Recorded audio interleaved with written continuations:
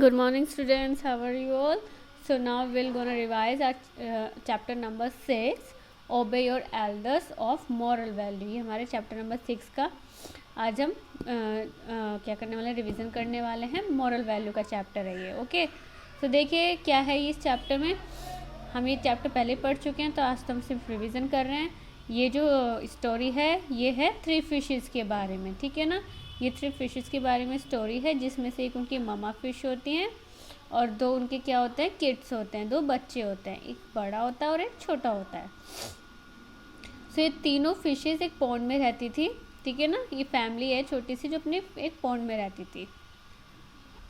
So one day क्या हुआ, एक दिन 2 फिशरमैन इस पॉन्ड के रास्ते से होके ना गुजर रहे थे. मतलब यहाँ पे एक रास्ता था तो वहाँ से होके गुजर रहे थे. तो उन दोनों ने क्या देखा, जो पॉन्ड है इसमें बहुत सारी फिशेस थी.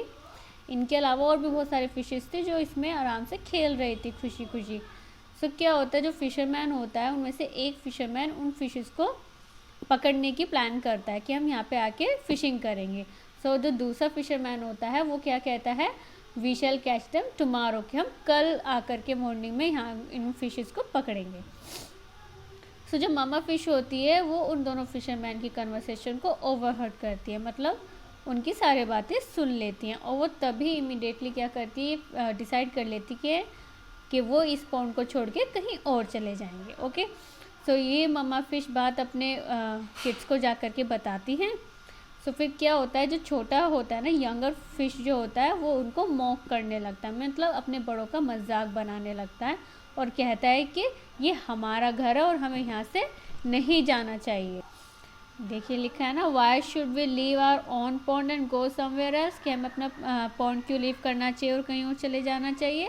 आई am not going to do that, कि मैं ऐसा नहीं करने वाला. वो क्या करती है, यंगर फिश वहाँ से जाने से मना कर देती है कि मैं यहाँ से नहीं जाऊँगा, ठीक है. जो फिर क्या होता है, मामा फिश और एल्डर फिश, जो उसकी मतलब बड़ा बेटा जो होता है, और जो मामा फिश होती है वो उन्हें बहुत वहाँ से अपने यंगर किड को बहुत समझाने की कोशिश करते हैं दोनों ही. और उनके एक अंकल फ्रॉग होते हैं, वो भी उन्हें समझाने की बहुत कोशिश करते हैं. लेकिन जो यंगर फिश होती है वो नहीं जाती, मतलब वो यही कहती है कि मैं तो यहाँ से नहीं जाऊँगी छोड़ करके. तो बहुत समझाने के बाद भी क्या होता है, जो मामा फिश और एल्डर फिश होती है दोनों वहाँ से चले जाते हैं, वो वाला पॉन्ड लीव कर जाते हैं, ठीक है, और दूसरे पॉन्ड में शिफ्ट कर लेते हैं, मतलब मूव कर लेते हैं. So what happen, next day जो दोनों फिशरमैन होते हैं वो वहाँ पे आते हैं फिशिंग के लिए. और वो क्या करता है, जो वो होता है फिशरमैन, वो अपना रोड फिशरोंग उस पॉन्ड में डालता है फिश कैच करने के लिए. और अनफॉर्चुनेटली क्या होता है, जो यंगर फिश होती है वो उसके नेट में, उसमें फिशिंग रोड में फंस जाती है. वो उसके नेट से निकलने की बहुत कोशिश करती है, अपने मुंह से वो जो कांटा होता है उसको निकालने की कोशिश करती है, पर नहीं निकल पाती. और वो क्या होती है, उसकी उसमें फंस जाती है.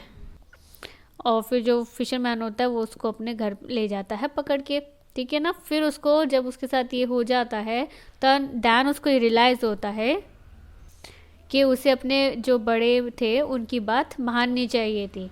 He wished he would have listened to them and obeyed both of them. क्या विश करता है वो, जब उसे फिशरमैन पकड़ लेता है तब उसको ये रियलाइज़ होता है कि काश मैं उनकी बातें, अपने बड़ों की बातें सुनता और उनका ओबे करता, मीन्स जो वो कह रहे थे उनकी बात को मान लेता. He cried loudly but no one was there to save him. वो बहुत तेज चिल्लाता है, रोता है, पर वहाँ पे उसकी कोई हेल्प करने के लिए नहीं होता.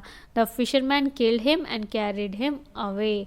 जो फिशरमैन होता है वो उसको किल कर देता है और अपने साथ ले जाता है. ओके, सो ये थी हमारी स्टोरी ओबे योर एल्डर्स. और इसका मॉरल क्या है, that we must obey our parents and elders, कि हमें अपने बड़ों का और अपनी मम्मी पापा का कहना मानना चाहिए. So this is our story, obey your elders, chapter number 6 of moral value. So यहाँ से भी आपको क्या करना है, पहले इसकी अच्छे से स्टोरी को रीड करना है, then you have to learn it. Okay, all the question answer fill ups and true false and multiple choices. Okay, so इस लर्न करने के बाद आपको क्या करना है. So देखिए ये है आपका HLA, इसमें फिलअप्स हैं, ट्रू फॉल्स हैं और क्वेश्चन आंसर है. You have to answer them. Okay, आपको इन सभी को आंसर करना है. Okay, so that's all in moral value students. Thank you.